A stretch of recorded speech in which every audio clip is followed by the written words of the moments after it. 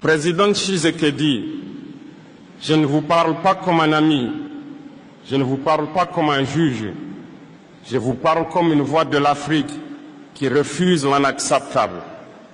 Le temps du silence est terminé. Le silence que certains considèrent comme prudence, je le nomme complicité. Car quand des enfants meurent, quand des villages sont attaqués, quand des familles vivent dans la terreur, tout silence devient crime moral. Monsieur le Président, vous êtes le gardien du Congo. Chaque mot non prononcé, chaque mesure retardée, chaque regard détourné est une défaillance que l'histoire retiendra. Vous ne pouvez plus parler en termes diplomatiques, vous ne pouvez plus justifier l'inaction par la complexité. Les excuses sont mortes le jour où vos citoyens ont commencé à disparaître. La preuve que le continent peut résister. Et pourtant, le silence persiste. Les dirigeants parlent pour le monde extérieur, mais le peuple meurt ici sous vos yeux. Le silence n'est plus une option. Il est devenu un choix qui tue. Président Tshisekedi, je vous pose la question simple. Combien de morts faudra-t-il avant que vous agissiez? Combien de villages doivent être détruits avant que le silence cesse? Chaque retard est enregistré. Chaque hésitation est gravée. Chaque compromis inutile est une trahison de vos promesses. Le temps du silence est terminé. Le temps de l'inaction est terminé. L'Afrique, le Congo et l'histoire exigent vos paroles et vos actes immédiats.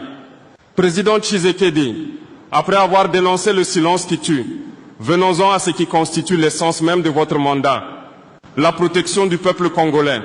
Si vous n'agissez pas pour protéger ceux que vous avez juré de servir, aucune richesse, aucun discours, aucune légitimité internationale ne vous sauvera.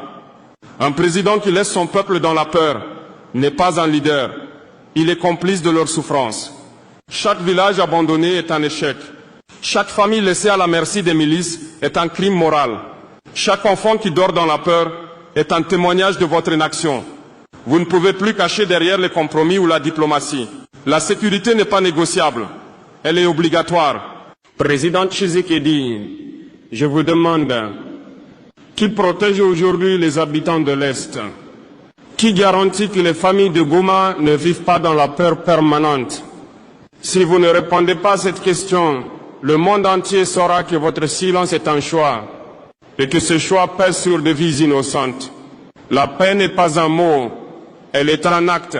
La paix proclamée dans des conférences ou dans des communiqués n'a aucune valeur si les populations continuent à mourir ou à fuir. La paix doit être ressentie dans chaque village, chaque maison. La paix doit protéger les enfants et les familles, pas seulement les villes. La paix qui n'existe que sur papier est une insulte à l'intelligence et au courage. Président Tshisekedi, votre mandat se mesure à une seule chose. Avez-vous protégé votre peuple ou l'avez-vous abandonné? Si vous ne répondez pas par des actions immédiates, si vous continuez à tergiverser, alors chaque jour devient un jugement historique défavorable. Le temps des excuses est terminé. Le temps des promesses creuses est terminé. Le peuple congolais exige protection et justice. Et vous, Président Tshisekedi, êtes personnellement responsable de chaque vie laissée à l'abandon. Président Tshisekedi, après avoir parlé de sécurité et de protection du peuple, venons-en à une autre trahison silencieuse mais mortelle, les richesses du Congo qui ne servent pas son peuple. Le paradoxe est brutal, un pays parmi les plus riches de la planète, un peuple parmi les plus pauvres et un président qui laisse ce désastre se poursuivre. Des forêts immenses, des rivières, des terres fertiles. Et pourtant, des enfants meurent de faim, des familles manquent d'eau potable, des villages n'ont pas d'école ni de soins. Chaque ressource pillée ou mal utilisée est un signe d'abandon. Et chaque excuse officielle est un mensonge d'État. Président Tshisekedi, je vous demande, pourquoi vos citoyens continuent-ils à souffrir alors que vos mines nourrissent le monde? Pourquoi le peuple congolais ne voit-il jamais les bénéfices de sa propre richesse? Si le Congo reste pauvre et affamé, alors que ses ressources font la fortune d'autres, alors le silence et l'inaction sont complices de l'injustice. Chaque contrat déséquilibré, chaque accord qui profite aux intérêts étrangers et non au peuple congolais est une trahison historique. Vos décisions ne peuvent plus servir uniquement à satisfaire le système. Vos choix doivent servir le peuple avant tout. Si vous ne le faites pas, l'histoire retiendra que vous avez laissé la richesse devenir un outil d'oppression et non de libération. Il est temps de prendre des décisions concrètes. Que les ressources servent à construire des écoles, des hôpitaux et des routes. Que chaque village voit un progrès tangible. Que chaque Congolais sente que son pays appartient d'abord à son peuple et non à l'étranger.